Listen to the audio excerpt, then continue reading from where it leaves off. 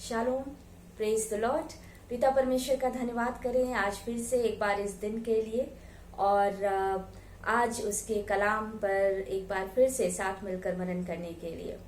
तो अजीजों, जैसा कि हमने कल देखा था हमारी जीभ के बारे में, हमारी टंग के बारे में, और हमने ये भी देखा था कि किस तरह से हमारी जो ये जीभ है, ये टंग है, कितनी पावरफुल है। उसके पास कौन सी तीन ऐसी शक्तियां हैं जिससे बहुत कुछ अच्छा भी हो सकता है। Means it has a blessing also and it has a destruction also.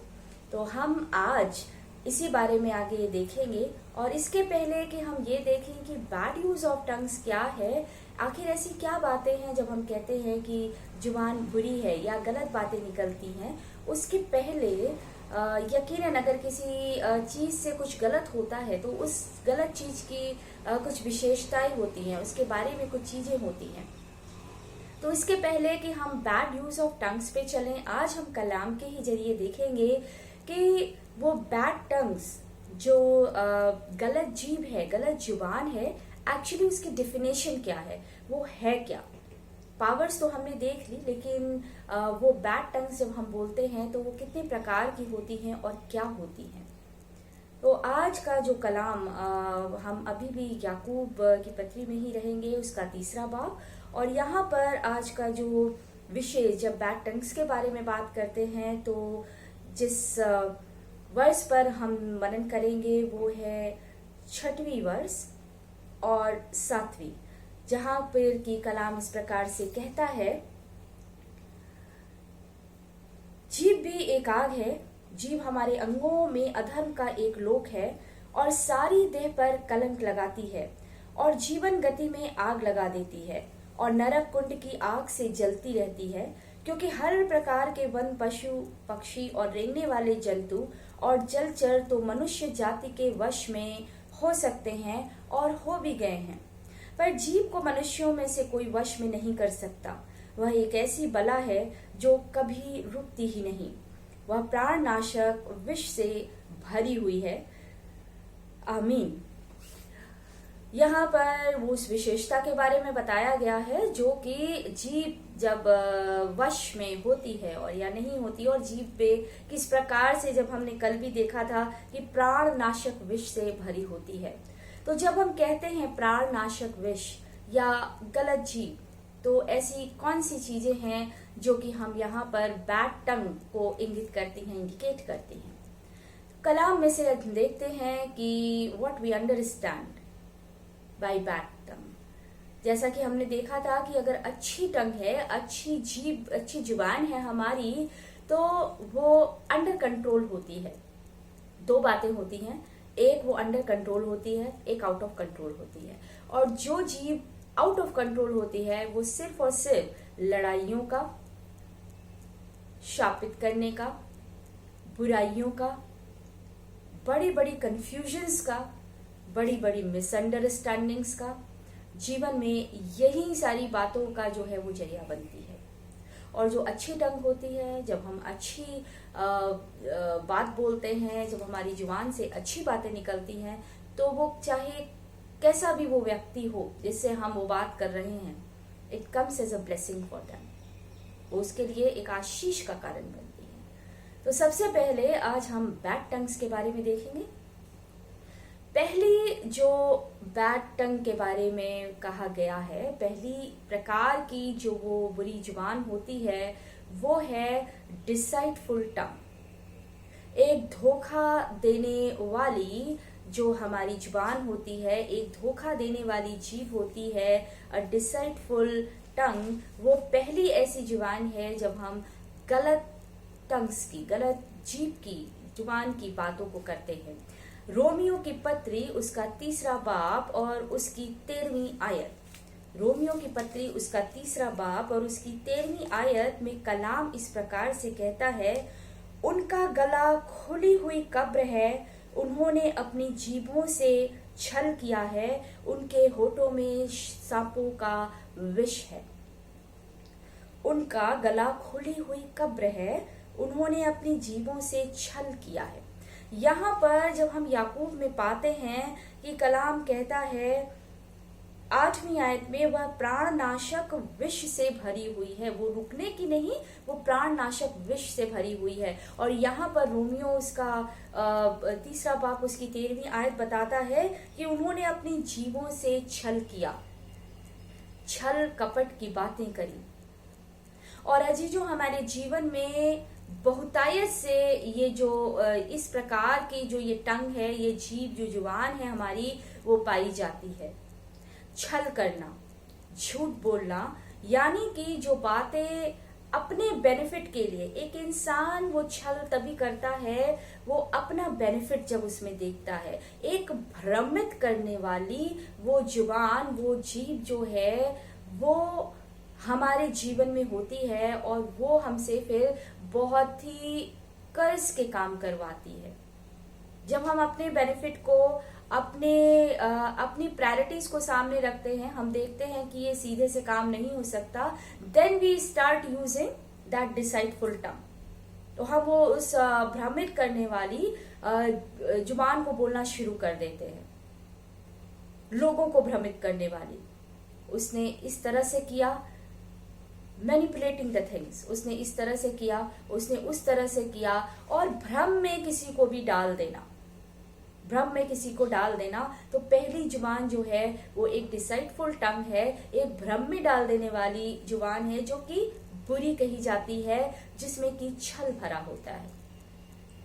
दूसरी टंग के बारे में जब हम बात करते हैं, वो होती है एक खाली जुबान, एन एम्प्टी टंग। एक खाली जुबान के बारे में यहाँ पर कलाम कहता है, और कलाम के जरिए अगर हम देखें तो पहला यूहन्ना उसका 3 बाब और उसकी 18वीं आयत, पहला यूहन्ना 3 बाब और 18वीं आयत, यहाँ पर कलाम इस प्रकार से कहता है, हे बालकों, हम वचन और जीभ ही से नहीं पर काम और सत्य के द्वारा भी प्रेम करें। यहाँ पर वो बात करता है कि हम सिर्फ जीभ के द्वारा नहीं, कभी कभी हम अजीजों क्या करते हैं, हम बोल तो बहुत कुछ देते हैं, बोलते हम बहुत कुछ हैं, बहुत सारी बातें कर देते हैं, लेकिन दैट इज ऑल एम्प्टी। आपने अक्सर सुना होगा, कहते हैं ना कि इसकी जुबान तो खाली है, इसकी जुबान का कोई भी मूल्य नहीं, इसकी बातों का कोई भी भरोसा नहीं, इसकी बातों का कोई भी वेटेज नहीं। That tongue is actually when we say an empty tongue, एक खाली जुबान। और जैसे कि कलाम में अभी हम यहाँ पे देखते हैं, जब हमने पहला यूहन्ना 3 और उसकी 18 बाब में, हे बालकों, हम वचन और जीभ ही से नहीं, यानी कि सिर्फ जीभ से ही नहीं लेकिन काम और सत्य के द्वारा भी प्रेम को करें।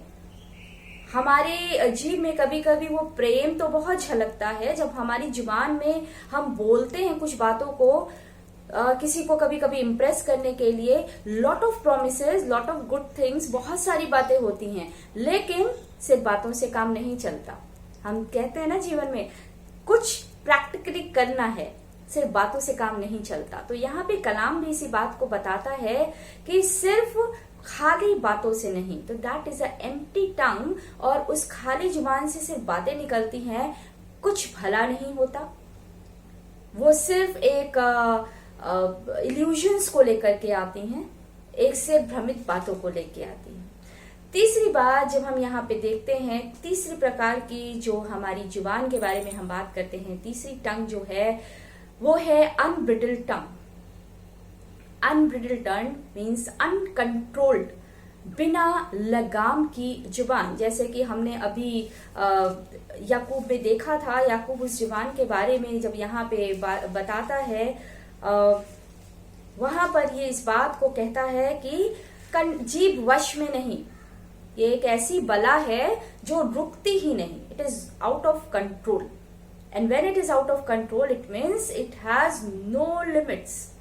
एंड जब किसी भी चीज की एंडलेस लिमिट, कोई ऐसी चीज की जिसमें डिस्ट्रैक्शन हो, वो अनलिमिटेड हो जाती है, तो वो सिर्फ और सिर्फ बुरी बातों को ही लेकर के आती है। कलाम में अगर हम देखते हैं, याकूब की पत्री में ही पहला बाब और उसकी 26 आयत, पहला बाब और उसकी 26 आयत, यहाँ पर कलाम इस चीज को सिखा रहा है कि किस प्रकार की वो जीभ होती है जब हम कहते हैं it is not controlled and it brings curse. पहला याकूब उसका पहला बाप और उसकी 26 आयत में लिखा है, यदि कोई अपने आप को भक्त समझे और अपनी जीभ पर लगाम न दे पर अपने हृदय को धोखा दे तो उसकी भक्ति व्यर्थ है। यानी कि जैसे कि कल हमने देखा था, what ever is in our heart comes out. If our heart is filled of good things will come out. If our heart is filled of bad things, then bad thing will come out. हमारा हृदय जिस तरह की बातों में भरा होता है वही जुबान से बाहर आता है। तो यहां पर कलाम कह रहा है, यदि कोई अपने आप को भक्त समझे, if we say that we are follower of the Christ, if we say that we follow Jesus Christ, हम जैसे उसके स्वरूप में बनाए गए, हम उसको मानते हैं, हम उसके पीछे चलते हैं, हम उसके अनुयायी हैं, तो यहां पर वो भक्ति हम प्रभु यीशु मसीह के साथ दिखा रहे हैं।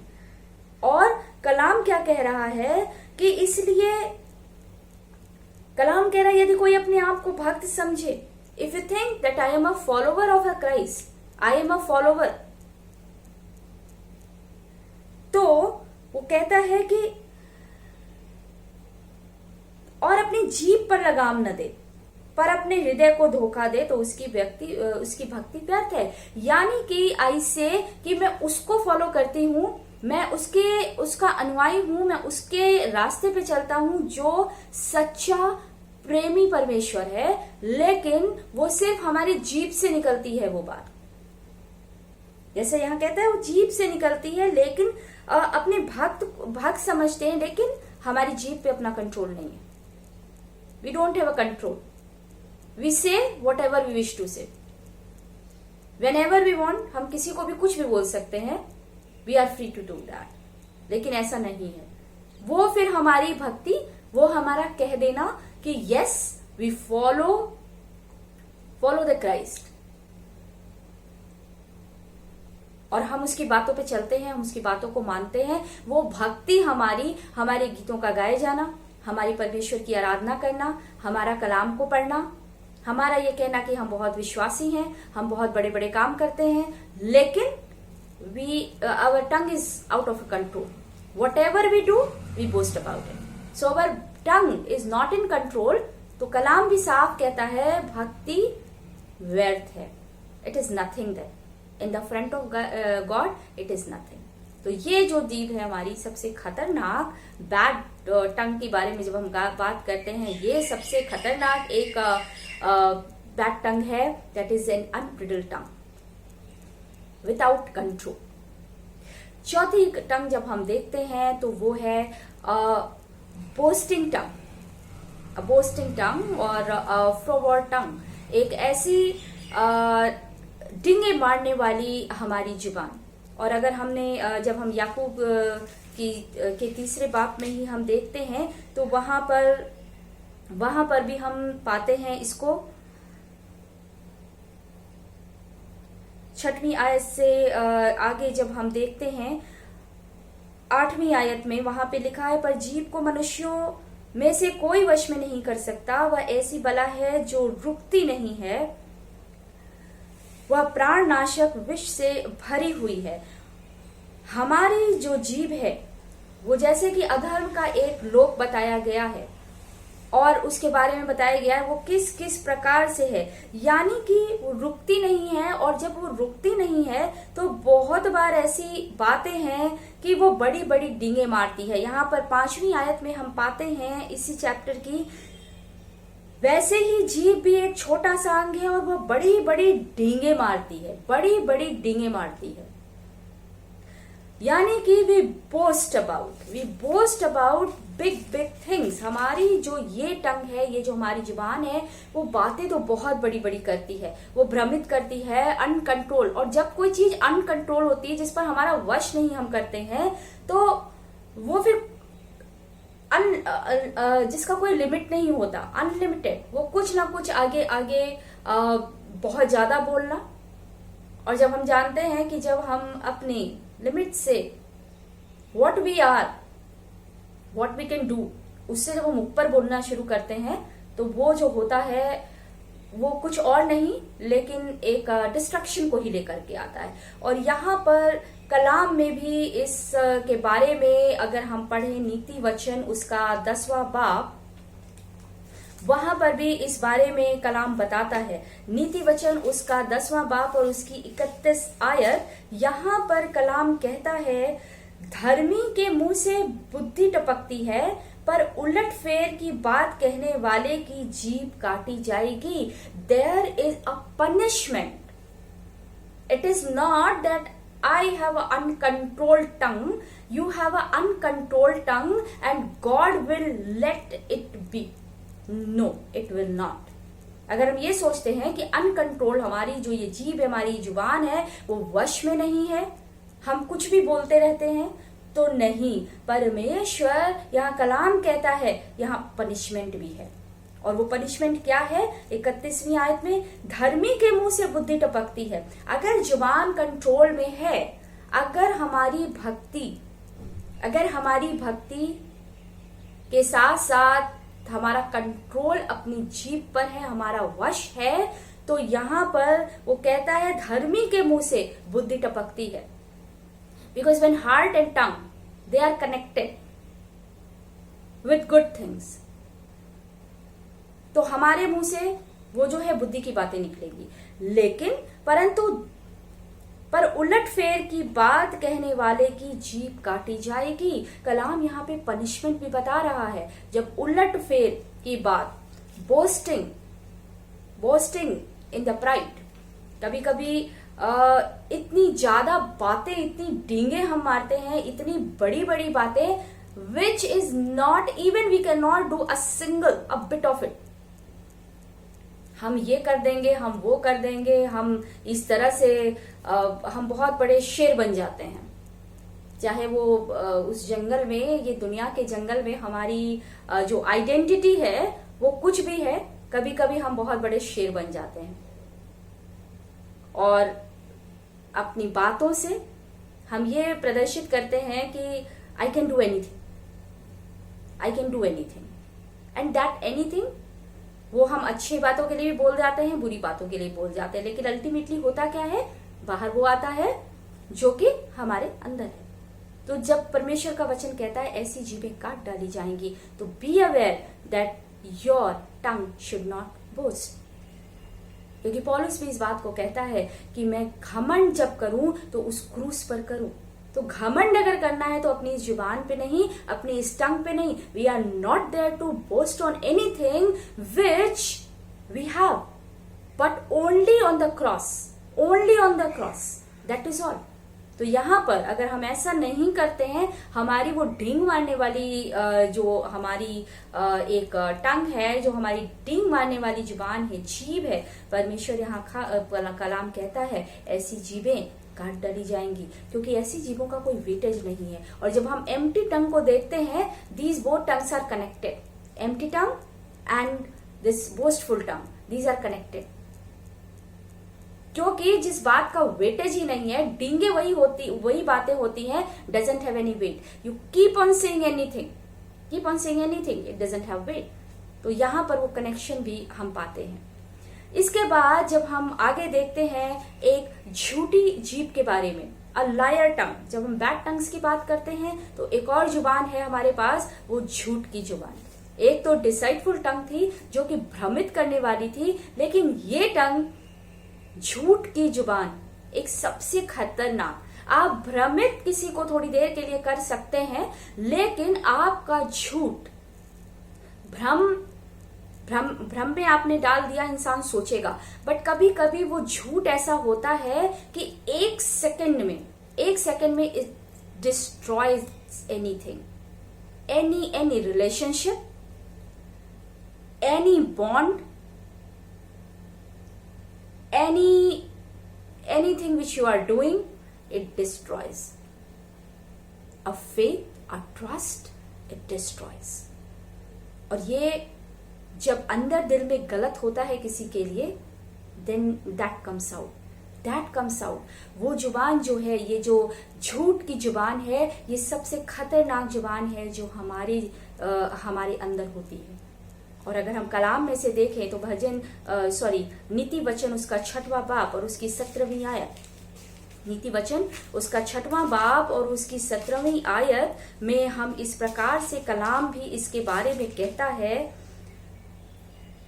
अर्थात घमंड से चढ़ी हुई आंखें, झूठ बोलने वाली जीभ और निर्दोष का लहू बहाने वाले हाथ।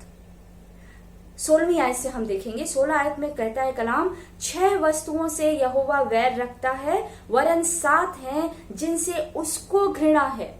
अभी हमने एक जीभ देखी थी, डिंगे मारने वाली जीभ, घमंडी जीभ। तो यहाँ पे वो कहता है कि झूठ बोलने वाली जीभ, जिन 7 तरह की बातों से परमेश्वर बैर रखता है, उसमें से एक बात है कि वो झूठ बोलने वाली जीभ। हम अपने आप को सच साबित करने के लिए, हम अपनी आइडेंटिटी को वहां पर बनाने के लिए, किसी रिश्ते को हम अपने आप को सच साबित करने के लिए और किसी को हर्ट करने के लिए, किसी को गलत बताने के लिए, दूसरों की नजरों में वी प्ले विद वर्ड्स। कभी कभी ये चीजें भी होती हैं कि हम अपनी बातों को तो भी हम अपनी बातों को तो हटा देते हैं, लेकिन जब हम किसी को भ्रमित करते हैं, जब हमारी झूठ बोलने वाली वो टेंडेंसी, वो जुबान आ जाती है, तो हम अपने आप को सही दिखाने के लिए we omit our faults and we admit others' fault।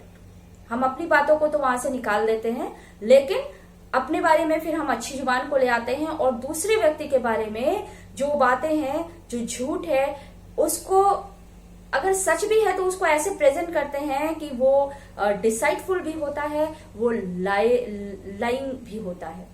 और यहाँ पे कलाम कहता है, झूठ बोलने वाली जीभ, इससे परमेश्वर घमंड की आंखें, परमेश्वर झूठ बोलने वाली जीभ इन्हें पसंद नहीं करता, वो घृणा करता है। नीति वचन 12वां बाब और उसकी 19वीं आयत में भी इस प्रकार से कहा गया है। 12वीं आयत और उसकी 19वीं आयत, 12वां बाब उसकी 19वीं आयत, यहाँ पे कहता है कलाम, सच्चाई सदा बनी रहेगी परंतु झूठ पल भर का ही होता है। सच्चाई सदा बनी रहती है। आप किसी को भ्रमित कर लीजिए, आप किसी पर अनकंट्रोल्ड बातें कह दीजिए, किसी के सामने डींगे मार दीजिए, किसी के बारे में झूठ बोल लीजिए, बट कलाम यहाँ साफ साफ कह रहा है कि झूठ जो है, झूठ ज्यादा देर का नहीं होता है। झूठ बहुत कम वक्त का होता है। हम कलाम में ही देख रहे हैं कि झूठ जो है बहुत कम वक्त का होता है।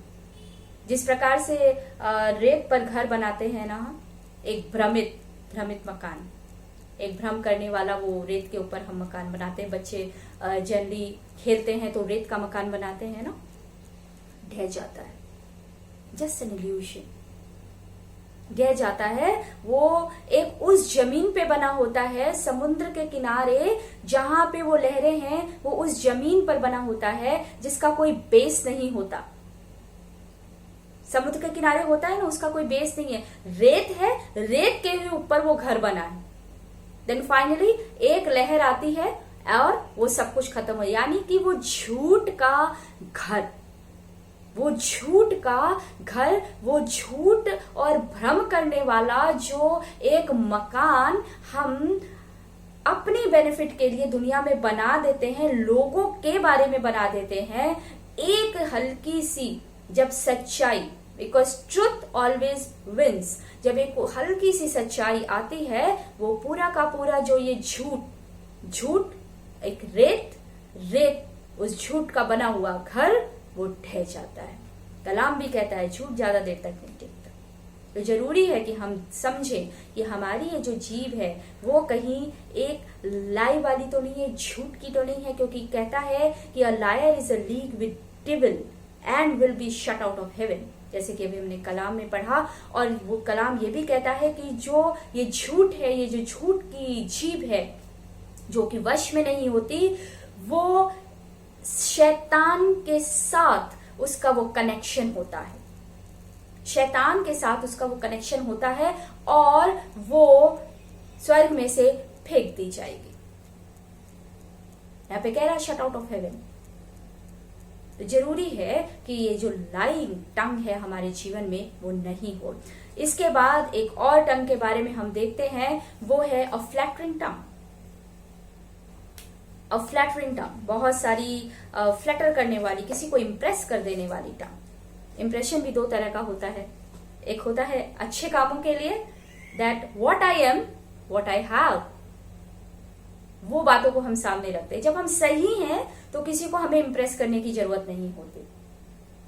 We don't need to impress, but if we are not, जब हम सही होते हैं तो हमारी वो जो इंप्रेसिव क्वालिटीज है खुद ही खुद सामने आती है। We do not need deceitful tongue for that, we do not need empty tongue for that, we do not need a liar tongue for that, we do not need a boastful tongue for that. हमें इन सारी जीवों की जरूरत ही नहीं है। हमारे जीवन में वो जीवें होंगी ही नहीं, वो जुबान होगी नहीं अगर हम सच्चे हैं, क्योंकि हमें इंप्रेस करने की जरूरत नहीं। और यहाँ पे ये चाटुकारिता, आई थिंक फ्लैटरिंग का ये हिंदी होता है चाटुकार, बटरिंग। आम भाषा में हम कहते हैं ना बटरिंग, बटरिंग करने वाला, चाटुकारिता। और कलाम इसके बारे में क्या कहता है, नीति वचन उसका 28 बाब और उसकी 23 आयत, यहाँ पर उस फ्लैटरिंग टंग के बारे में बात कही गई है कि वो कैसी होती है। नीति वचन 28 बाब और उसका 23वां आयत, यहाँ पर कलाम कहता है, जो किसी मनुष्य को डांटता है वह अंत में चापलूसी करने वाले से अधिक प्यारा हो जाता है। Now see the effect. जो किसी मनुष्य को डांटता है, कोई भी किसी मनुष्य को जो डांटता है वो अंत में चापलूसी करने वाले से अधिक प्यारा हो जाता है। This is the outcome of that tongue. चापलूसी करने वाली ये जो जुबान होती है, ये जो है दूरी को जो है वो दर्शाती है। चाटुकारिता से, फ्लैटरिंग से किसी को आप थोड़ी देर उसको अच्छी अच्छी बातों में फंसा के वो थोड़ी देर के लिए, वो कहता है चाटुकारिता चापलूसी करने वाले से अधिक प्यारा हो जाता है। जो डांटता है, आप अगर किसी के जीवन में सच्ची बात कह रहे हैं, आप उससे डांट रहे हैं, आप उसके जीवन को अच्छा करने के लिए कुछ कह रहे हैं, और दूसरा व्यक्ति जो है वहां चापलूसी से उसके जीवन में आ रहा है और अपने आप को अच्छा प्रदर्शित कर रहा है, यकीन मानिए कि जीवन में, अगर उस व्यक्ति के जीवन में जिसके साथ ये दो प्रकार की बातें हो रही हैं, अंत में वो उसी इंसान को इंपॉर्टेंस देगा जिसने उसे डांटा, क्योंकि दैट डिफरेंस एक्चुअली कम्स। बहुत बार ऐसा होता है, हम अपनी हृदय में तो कुछ और होता है लेकिन हम सामने कुछ और प्रिटेंड करते हैं। अगर किसी से हमारी अनबन है तो उसके सामने हम उस व्यक्ति विशेष के लिए बहुत प्रेम, वो जो भ्रमित करने वाली, कि see I love this person so much, he talks bad about me, और उसके बाद वो हम दर्शाते हैं, वो हम भ्रमित करते हैं, वहां पर हम वो चापलूसी कि I am at the same face as you are, लेकिन वो इंसान अगर जो दूसरा इंसान उसके प्रति कोई और उसे डांट रहा है, उसके प्रति किसी और तरह से उस बात की सच्चाई को दिखा रहा है, अल्टीमेटली, क्योंकि अभी हमने देखा था झूठ ज्यादा दिन तक नहीं रहता, इंसान खुद अपने झूठ को बाहर लेके आ जाता है। तो यहाँ पे चापलूसी भी इसी तरह से है। जरूरी है कि our tongue shall not be a flattering tongue. और आखिरी और एक और खतरनाक जुबान के बारे में जब हम बात करते हैं, जीव के बारे में, when we talk about one most dangerous tongue that we have, and that is nothing else but a backbiting tongue. आप भ्रमित, आपकी जुबान खाली, आपकी जुबान घमंड से भरी हुई, झूठ से भरी हुई, चापलूसी से भरी हुई, और इन सब के बीच में एक और जुबान जो है यहाँ पर आती है, वो है बैक बाइटिंग टंग। और हम में से कोई नहीं कह सकता कि हमारे पास बैक बाइटिंग टंग नहीं है। Being a human being, we are full of somehow we are full of few of these tongues हमारे जीवन में है। सबसे बड़ी जो एक टंग है हमारे जीवन में, हो सकता है हम भ्रमित ना करते हो सकता है हमारी जुबान खाली नहीं है, कुछ भी हो सकता है, लेकिन बैक बाइटिंग टंग, जैसे पीछे से वार करना, हमने बहुत बार लड़ाइयों पे देखा है बातों को कि पीछे से वार कर देना आकर के। And this tongue is the most dangerous tongue. ये जो बैक बाइटिंग, पीछे से हमला करने वाली ये जो जीभ होती है, ये सबसे बुरी होती है। और अगर हम कलाम के जरिए इसे देखते हैं, नीति वचन 25 बाब और उसका 28 आयत, नीति वचन 25 बाब, नीति वचन 25 बाब और उसकी 23 आयत, यहां पर कलाम कहता है, जैसे उत्तरी वायु वर्षा को लाती है, वैसे ही चुगली करने से मुख पर क्रोध छा जाता है। आप किसी की चुगली जब करेंगे, जब बैक बाइटिंग करेंगे, तो you will not laugh and do it, क्योंकि बैक बाइटिंग जो चुगली होती है, वो एक्चुअली होती ही इसलिए है इंसान को भ्रमित करने के लिए, उसको झूठ प्रदर्शित करने के लिए। तो जब हम किसी के बारे में किसी को भ्रमित करते हैं, चुगली करते हैं, बैक बाइटिंग करते हैं, तो हमारे अंदर वो एक अलग आई मीन कि वो जो हमारा फेस रिएक्शन होता है, जैसे कि कलाम यहां पर कह रहा है कि 23वीं आयत में, वैसे ही चुगली करने, जैसे उत्तरी वायु वर्षा को लाती है, वैसे ही चुगली करने से मुख पर क्रोध छा जाता है। यानी कि जब चुगली होती है तो मुख पर वो क्रोध छलकता है। देखो, उसने ऐसा किया और पता है फिर उसने ऐसा किया, वो तो ऐसा है, वो तुम्हारे बारे में ऐसा बोल रहा था। Then we don't laugh and say, हम हंसते नहीं है, हंस करके नहीं बोलते, वो बातें बड़े रोष में बोलते हैं, ताकि जो सुनने वाला है उस पर 100% ट्रस्ट कर ले। और दूसरे के मुख पर भी क्रोध लाती है। अगर आप किसी के बारे में बुरा कर रहे हो, उसकी बैकबाइटिंग कर रहे हैं, उसकी चुगली कर रहे हैं, तो ऑब्वियसली कि आप भी उस एक्सप्रेशन में करेंगे और जो सुनने वाला है उसका एक्सप्रेशन भी वही होगा, वो क्रोध ले आती है। हाउ कम, मैं तो उसे इतना मानता हूं, मैं तो उस पर इतना भरोसा करती हूं, उसने ऐसे कह दिया, कहा कैसे, आई विल टॉक, मैं बात करती हूँ, मैं बात करूंगा। तो वो रोष जो है वो दोनों में आता है। तो ये जो टंग होती है, नॉट ओनली बाइट्स अदर्स, ये सिर्फ दूसरों को नहीं काटती, ये सिर्फ दूसरों का नुकसान नहीं करती, but in the end bytes him और हरसेल्फ। ये जो जुबान है हमारी, ये जो हमारी बैक बाइटिंग, ये जो हमारी चुगली करने की जुबान है, वो अंत में हम ही को नुकसान पहुंचाती है।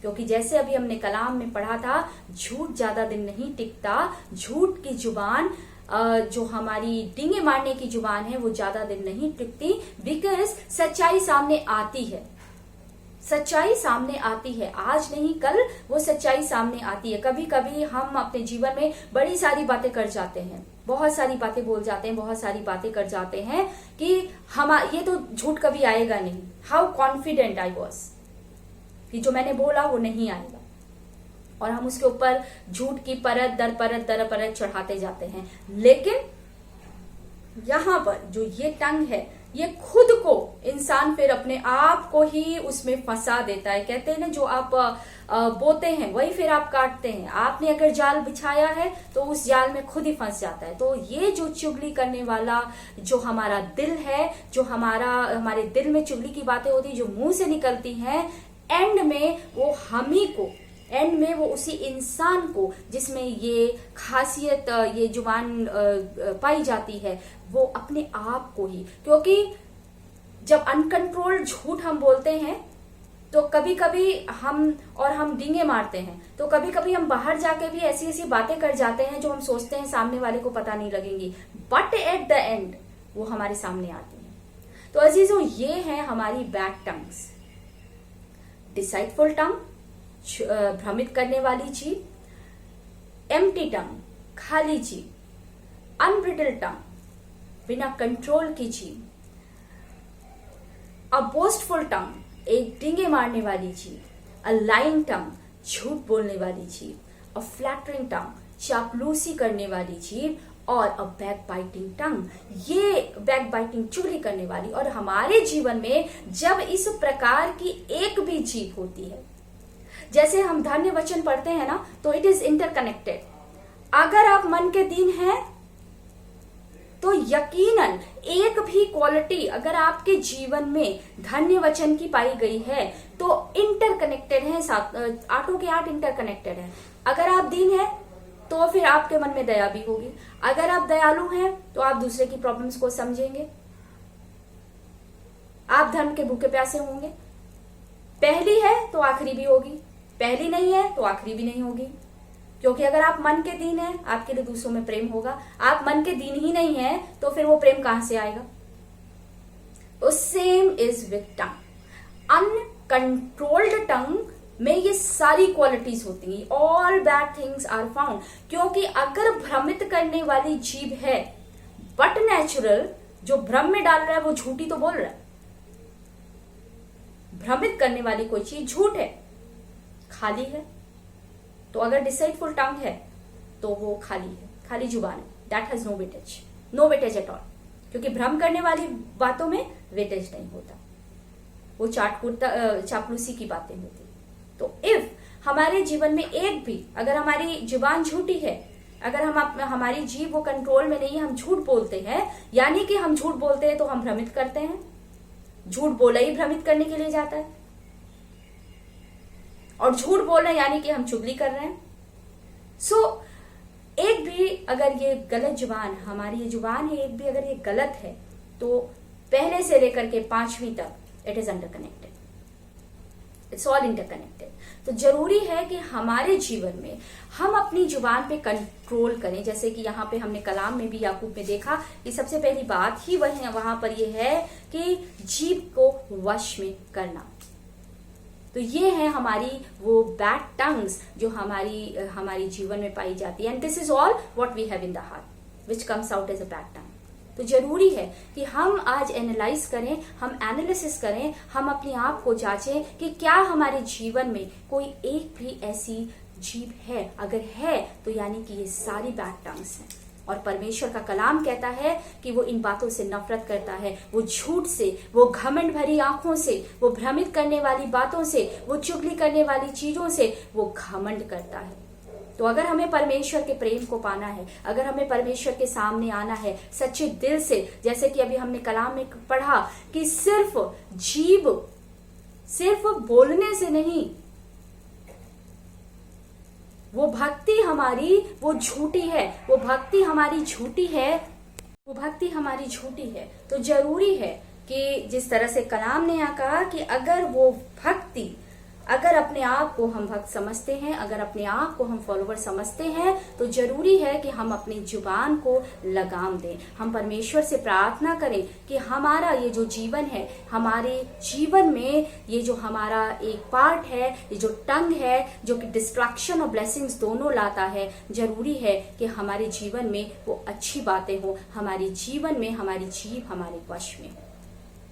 तो आगे कल हम देखेंगे कि जब ये हमारे अंदर एक भी ये बैड टंग होती है तो उसके आउटकम्स क्या होते हैं। जब हम कहते हैं बैड यूज ऑफ टंग, तो ये जो जीवें हैं हमारे जीवन में, जब फ्लैटरिंग की है, एम्प्टी टंग है, डिसाइडफुल है, तो वो किस तरह से हमारे जीवन को प्रभावित करती है। परमेश्वर करे कि इस कलाम के जरिए वो हमें ये सामर्थ्य दे कि हम अपने जीवन में हम इन जीवों को जान सके, हम उसे कंट्रोल करने वाले हो सके। परमेश्वर इस कलाम के जरिए सभी को आशीष दे। आमीन। शालोम।